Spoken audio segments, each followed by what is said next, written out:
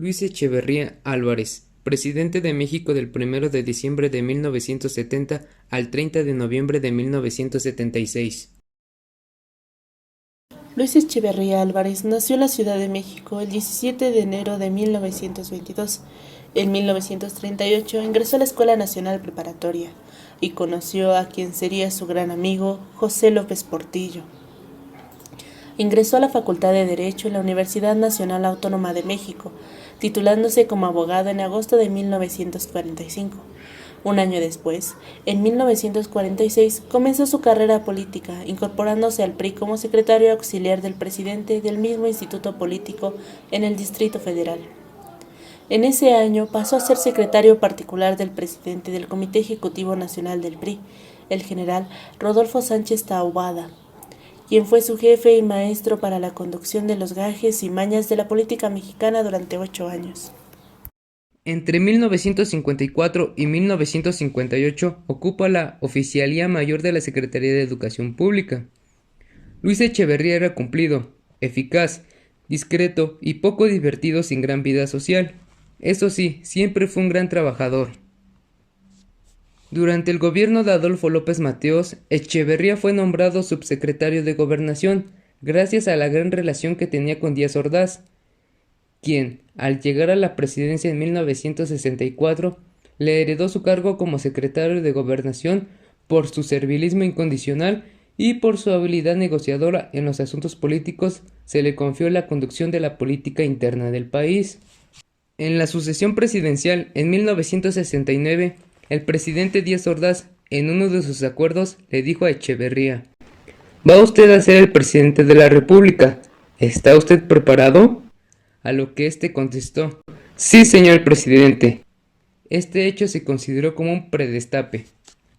Durante la campaña de Echeverría en la Universidad Nicolaita de Morelia, Michoacán, se escuchó una voz alta y fuerte que gritó: «Un minuto de silencio por los caídos del 2 de octubre de Tlatelolco», y la gente se paralizó, a lo que Echeverría agregó: «y por todos los caídos ese día», aludiendo a los soldados que habían muerto. Este acontecimiento, y por otras declaraciones en las que negaba ser el culpable de este suceso, indignó al presidente, sintiéndose traicionado por Echeverría, catalogándolo de desleal y traidor, hechos que condujeron a una posible destitución del candidato presidencial. Pero, gracias a la intervención del expresidente Lázaro Cárdenas, quien convenció a Díaz Ordaz de dar marcha atrás a este propósito. La administración de Echeverría Álvarez durante su sexenio. Luis Echeverría tomó posesión el 1 de diciembre de 1970. El nuevo presidente deseaba un cambio de rumbo para el país, un retorno a los ideales cardenistas, campesinos, justicieros de la Revolución Mexicana. Al mismo tiempo, Echeverría buscó un acercamiento con los sectores agraviados del movimiento estudiantil de 68. Estudiantes y maestros fueron puestos en libertad. Después y a lo largo de todo el sexenio, el gobierno aumentaría de manera constante los subsidios a las universidades e institutos de la capital y la provincia, a donde muchos jóvenes del 68 se habían incorporado a trabajar. La tasa de empleo crecería de 600,000 personas en 1970 a 2.2 millones en 1976. Con la reestructuración de la SEP se crearon numerosos centros de estudios, industriales, agropecuarios y pesqueros. Y para 1973 había más de 1,300 instituciones técnicas. En el caso de la UNAM y del Politécnico, los presupuestos crecieron 1,688%, pues tenían que enfrentar el incremento de estudiantes que aspiraban a tener un lugar en estas universidades. Al estar libres los principales líderes del movimiento estudiantil del 68, para demostrar que seguían en pie a la lucha y apoyar al movimiento de la Universidad de Nuevo León, que se oponía a la nueva ley orgánica, convocaron a una manifestación el 10 de junio de 1971.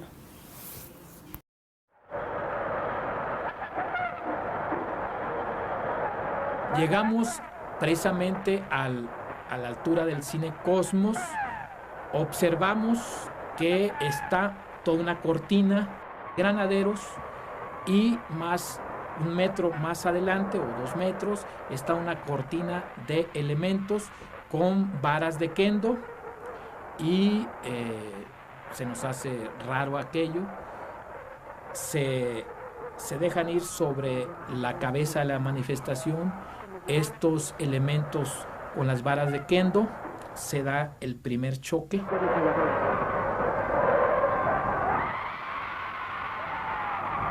Y es replegado el movimiento, ¿no? O sea, la manifestación es replegada.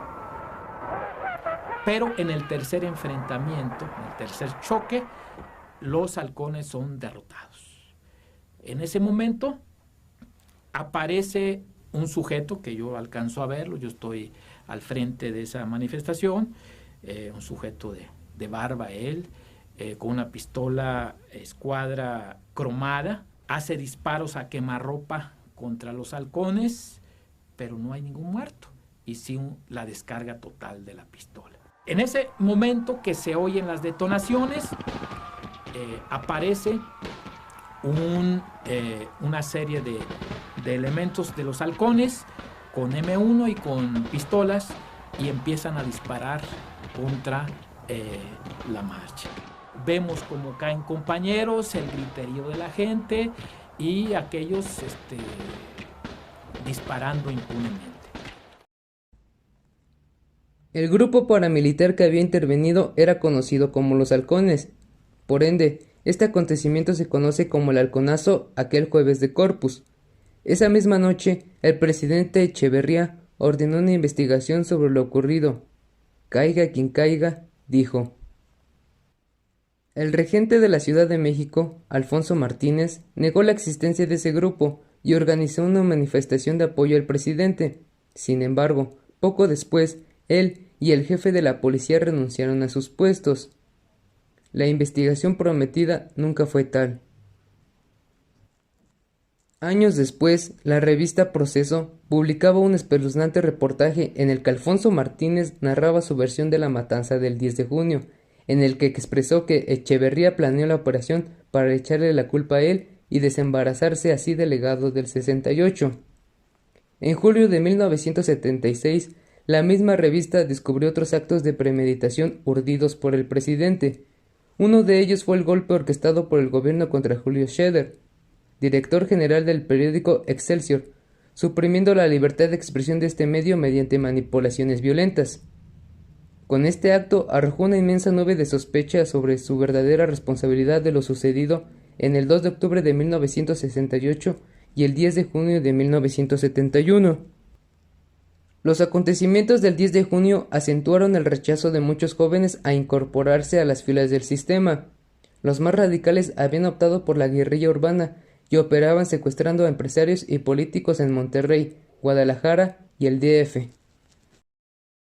Una de las guerrillas más activas, la Liga Comunista 23 de septiembre, asesinó en 1973 al empresario Eugenio Garzazada en un intento de secuestro en Monterrey. Las conocidas discrepancias entre Garza y Echeverría hicieron que la voz popular acusara de este hecho al presidente, generando furia contra el gobierno. Se cree que el gobierno tenía conocimiento de la planeación del secuestro y no lo impidió. En 1972, en el estado de Guerrero, cobran fuerza las guerrillas que surgen por el hambre, la injusticia y la represión, encabezadas por Genaro Vázquez y Lucio Cabañas. Ambos dirigentes probaron por vías legales para resolver los grandes problemas de sus comunidades sin éxito alguno. El gobierno tendió un cerco para acabar con la guerrilla, y en febrero de 1972, según la versión oficial, murió Genaro Vázquez en un accidente automovilístico. En 1974, Rubén Figueroa, candidato a gobernador, mientras se trasladaba a una entrevista con Lucio Cabañas, fue secuestrado por un grupo guerrillero. Este hecho terminó en la liberación de Figueroa y un encuentro sangriento, cuyo saldo fue de 23 rebeldes muertos y un soldado herido. Posteriormente, varios grupos militares se enfrentaron con los rebeldes, donde murió Lucio Cabañas. En 1975, unos años después de las matanzas del 68 y del 71, el presidente Luis Echeverría visitó la UNAM, en lo que para los estudiantes fue un acto de cinismo y una agresión. Por eso se organizaron protestas y durante el acto los estudiantes tomaron la tribuna a través de Joel Ortega Juárez, de la Facultad de Economía, que impugnó y cuestionó a Echeverría. Evidentemente, entre 1970 y 1976, México viviría un capítulo sordo mal documentado de la Guerra Sucia. En el plano económico, Echeverría rompió con el modelo económico denominado desarrollo estabilizador para implementar lo que él llamó desarrollo compartido, que consistía en distribuir las riquezas más que en crearlas. Si había dinero, había que gastarlo, y si no había, hay que imprimirlo o pedirlo prestado. Gastar era sinónimo de invertir para este nuevo modelo. Uno de los proyectos consistió en adquirir terrenos y finales en la playa para desarrollar un complejo turístico en la bahía de Banderas, Nayarit. Se compraron embarcaciones para convertir a los campesinos de la zona en pescadores. El proyecto naufragó por el ineficiente manejo financiero y los inevitables casos de corrupción. Otro proyecto que tampoco cumplió con las expectativas fue el del complejo siderúrgico Las Truchas, Michoacán. Errores de diseño en la planta y problemas financieros impidieron que la planta pudiera alcanzar los niveles de producción esperados. El secretario de Hacienda, Hugo Margain, tenía ciertos criterios distintos a los del presidente, haciéndolo ver que hay algunas reglas que deben tomarse en cuenta para regular el uso de la deuda interna y externa, siendo muy peligroso salirse de sus objetivos y límites, pudiendo conducir a una grave crisis económica, la cual sucedió al poco tiempo. En mayo del 73, Echeverría aceptó la renuncia de Hugo Margain y en su lugar quedó su gran amigo José López Portillo. Poco después, Echeverría manifiesta que la economía se manejaría desde Los Pinos, de la mano con la poca experiencia y conocimientos de López Portillo en asuntos políticos y financieros. Resultó en un fracaso el manejo de la hacienda pública federal, limitándose a la adulación y al solapamiento de la torpeza de su jefe, porque ya desde entonces tenía puestos los ojos en la sucesión presidencial. Esto en conjunto con empresarios que se abstenían de invertir en proyectos, de exportar capitales y precios elevados, resultaron en que la economía del país sufriera un nuevo descalabro. No se reestructuró el sistema financiero, monetario y crediticio, es decir, no se reformó lo que constituía el excesivo conjunto de privilegios y medidas de protección al sistema de financiamiento, provocando un nuevo desequilibrio en la balanza de pagos, derroche de recursos públicos y una elevada inflación. Durante su mandato, Echeverría intentó mejorar la infraestructura de México. Fue construida la red de carreteras, aeropuertos y se crearon los puertos de navegación de altura, Puerto Madero en Chiapas y Lázaro Cárdenas en Michoacán. Fue creado el Instituto de Fondo Nacional de la Vivienda para los Trabajadores y el Instituto Mexicano de Comercio Exterior. En los 6 años de gobierno, con una inversión de 23,000 millones de pesos, se amplió la estructura básica de los servicios telegráficos, telefónicos, de radio y televisión. En el 73 se modifica la ley del IMSS, estableciendo los llamados servicios de solidaridad social, para atender a la población marginada que sencillamente no participaba en los servicios de seguridad social ya existentes. Al apogeo de su sexenio, se desató una ola de secuestros y asaltos a bancos por grupos guerrilleros de izquierda.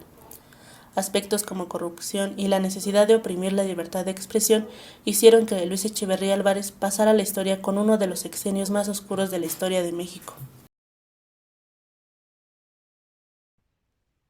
Al final del sexenio, la deuda externa del sector público se quintuplicó, pasando de 4,000 millones a 20,000 millones de dólares. Devaluación de la moneda pasando de 12.5 a 23 pesos por dólar en 1976. El Producto Interno Bruto cayó de 23.728 millones en 1970 a 17.200 millones de dólares en 1976. Salario mínimo de 350 pesos, con una alza ficticia debido a la inflación descontrolada para después observarse una caída brutal y sin control durante los siguientes 4 sexenios. Aunado a la crisis internacional provocada por la escasez de petróleo, aumentó de forma considerable el gasto público, emitiendo papel y moneda sin valor. En el aspecto internacional, en Chile, Echeverría apoyó con fervor al gobierno de Allende. En Japón, llevó a cabo una inmensa comitiva para gestionar la apertura comercial de México. Ejerció el turismo revolucionario en Gran Bretaña, Francia, Bélgica, entre otros países. Estableció relaciones diplomáticas con países socialistas para promover su política tercermundista. La crisis por la escasez de petróleo, la estatización de la economía y el endeudamiento acelerado llevaron a México a una crisis no tan severa, que fue la herencia para José López Portillo en 1976. Después de la presidencia, continuó la política y en 1977 fue embajador del Comité de la UNESCO durante un año. Posteriormente, el 30 de junio de 2006, fue acusado por la Fiscalía Especial para Movimientos Sociales y Políticos del Pasado y por la Fiscalía Mexicana junto a Díaz Ordaz de los hechos ocurridos el 2 de octubre y la desaparición forzada de personas y disidentes en el contexto de la Guerra Sucia en México, por lo que se convirtió en el primer y único expresidente mexicano en recibir 2 órdenes de aprehensión por presunto genocidio. Cumplió una prisión domiciliaria y finalmente fue absuelto de toda responsabilidad en 2009.